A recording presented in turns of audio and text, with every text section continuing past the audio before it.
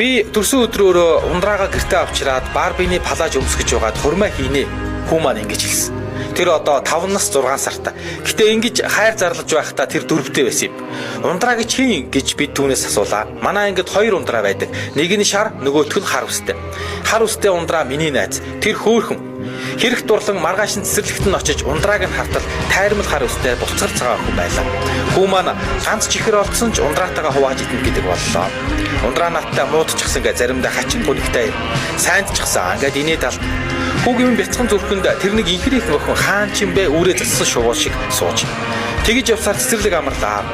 Ээжээ ундраа цэцэрлэгтээ ирээгүй 9-р сарын 1-нд гэртээ хүү маань 9-р сарын 1-нд гэртээ хүү маань урамгүй хэрлээ. Өөр цэцэрлэгт орчихсон гэж баг хэлсэн хэмээн араас нь дуу муутайхан нэмж хэлв. Өөдөх завгүй өдөржин тоглодог байсан хүү маань зуны 3 сар ундраагаа санаж байжээ. Байсийгээд л ундраа яагаад өөр цэцэрлэгт явсан юм бол гэж асуув. Намар өнгөрч өвөл болчих. Байн өнөө нэг л хатуутай асуулт хүүгийн минь амнаас гар. Удалгүй цэцэрлэгийнх нь 5 жилийн ой болов. Баярт нь өргөдөн багш нартай нь хууч хөөрөн хүүхдүүдийн хөгтөө явдлын тухай ярилцсан инээлтэн ороожингоо хөгжилдөв. Хүүгийнхээ хайрын түүхийг ярил багш нар дуугаа хураачлаа.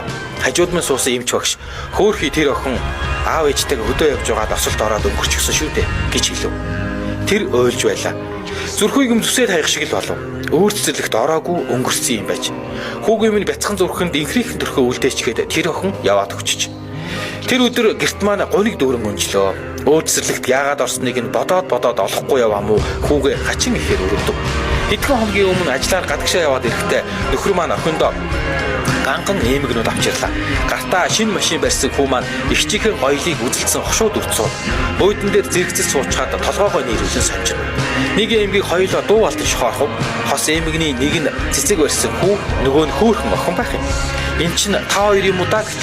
Үгүй ундраа бид хоёр гэх юм дээр. Инээмсэглэл минь салхинд хөөгдсөн үйл шиг арилж нулимс урсаад ирлээ. Одоо хүртэл сансаар. Энэ амьдралд 4 жил болцоод явхдаа тэр жаахан охин өөдсгөн хүүгийн маань зүрхэнд нандин мэдрэмж үлдээгээд явчихж. Тийм нандин хайрын эзнийг нь өнгөрчихсөн гэж хүүдээ хэлхээс би айдаг. Өөр цэцэрлэгт орсон. Тэгээд өөр сургуульд орно. Өөр юу ч гэж хэлж чадахгүй.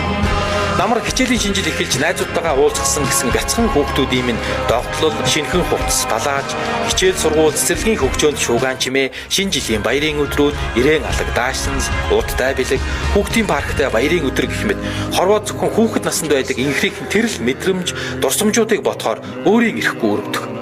Хорвоод зуурдын төдий ирээд хайрын думбад яваад тэнгэрт ниссэн ундраадаа чамааг инхрийлэн илбэж байсан тэр их хайрын чинь нэг хилдэрхий миний хүүгийн зүрхэнд байсан юм шүү. Одоо ч байгаа том болохоор би түүнд чиний тухай ярьж өгнө.